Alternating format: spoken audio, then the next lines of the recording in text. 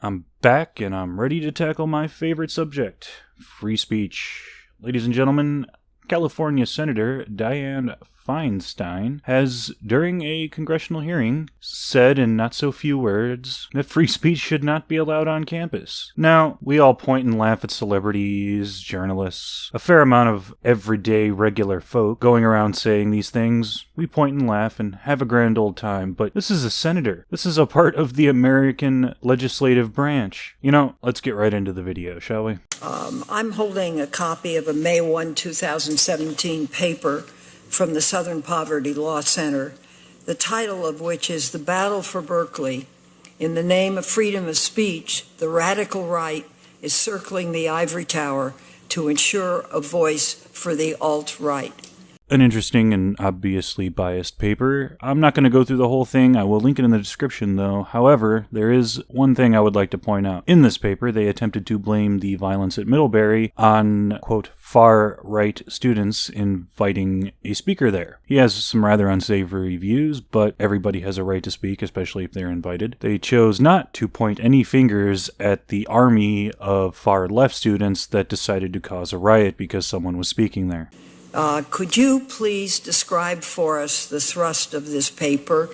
So the guy she has speak is a guy by the name of Richard Cohen, the president of the Southern Poverty Law Center. Now, he spends most of his time talking, and eyeing, and stuttering, and even though I do feel his pain, I have access to audio technology which allows me to clean up my mistakes. I will link the original video in the description. Check it out for yourself, don't just take my word for it, but I will sum up what he said by simply saying there are left groups and there are right groups, and they show up in these various protests and locations, and it leads to violence. One of the problems that I have is that there is an expectation that the university handles it.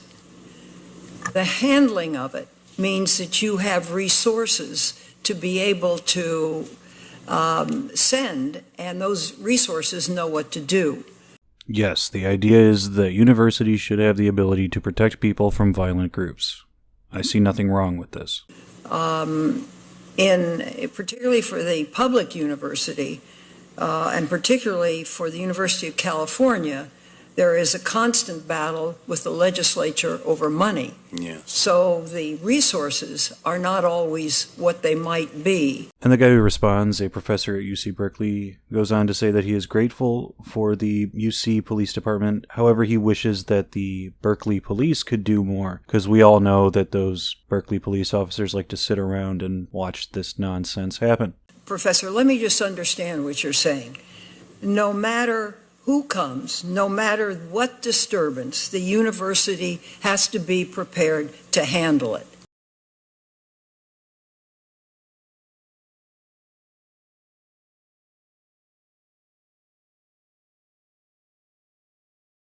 You're making the argument that a speaker that might fulminate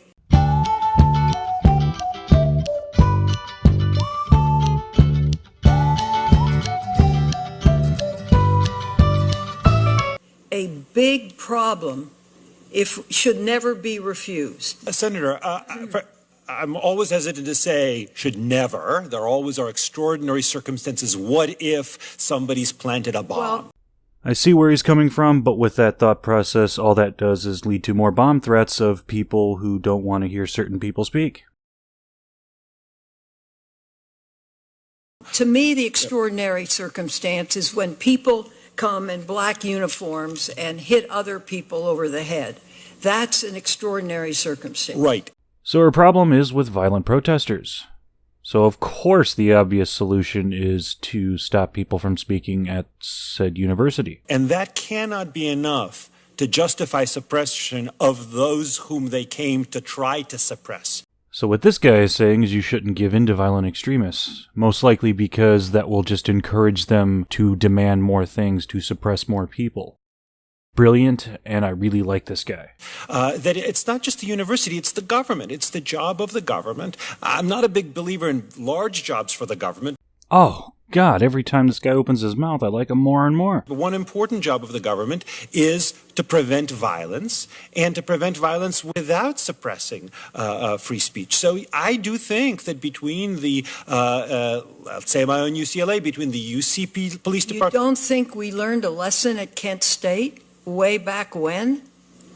For those of you who don't know, she's referring to an early May 1970 incident at Kent State University in Ohio, where over the course of a few days, some students protesting the Vietnam War got angry, violent, started some fires, which eventually led to the police and National Guard shooting several students, causing the death of 4. This had far-reaching consequences. Namely, in the immediate aftermath, hundreds of demonstrations around the country happened, some violent, some non-violent. However, the point being that the senator fails to realize that in the 47 years since the Kent State incident, there have been major advances in methods of crowd suppression, things like rubber bullets, more effective tear gas, more effective technology. Riot police of today are completely different than the riot police of 1970.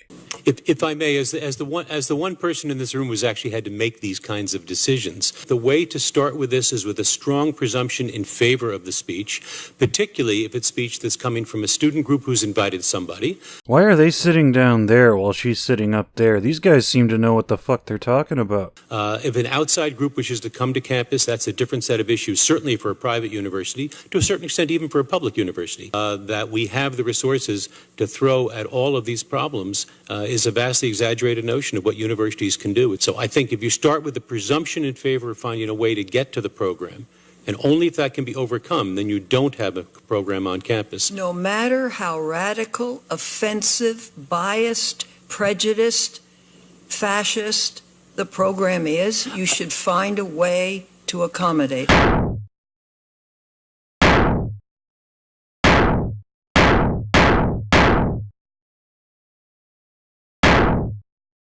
If we're talking about the substance of the program, not the danger and credible threats, but the substance of the program, then yes, then I do think that the program, if a student group invites, then they should be able to. However, I would say a flat rule of mine was if a speaker comes to campus, he or she better be prepared to answer questions. And what I would tell supporters, donors, alumni who would say, how can you have so-and-so speak on campus? I would say, trust my kids. Trust my kids to ask them hard questions, to ask them pointed questions. That's how we'll get to the truth. What? You mean expose children to a free market of ideas where they have to apply the Socratic method and question the things they hear?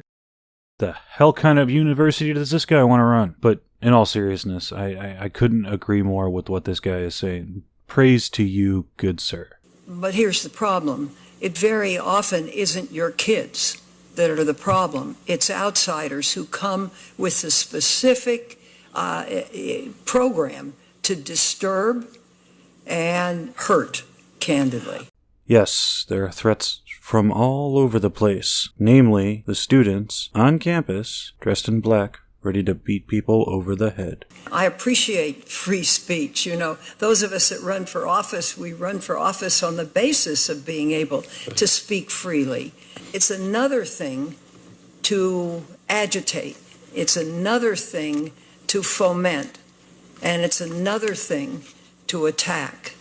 I remember when I was a kid, heard all the time, we do not negotiate with terrorists, we do not give in to terrorists, because that will just embolden them to demand more things, to become more violent, because giving in to their fear, giving in to the things that they cause, teaches them that they can get their way through violence and intimidation. And every so often, someone comes along and says, but for our safety, we have to give up our freedoms. This is something that I have never bought into, and something I can't believe a ranking member of a Senate committee is saying in a Senate hearing. I want to thank you all for tuning in today. I appreciate every one of you. I appreciate all of your views. And I can't believe I've made it to almost 850 subscribers. And thank you very much. And always, have yourselves a lovely day.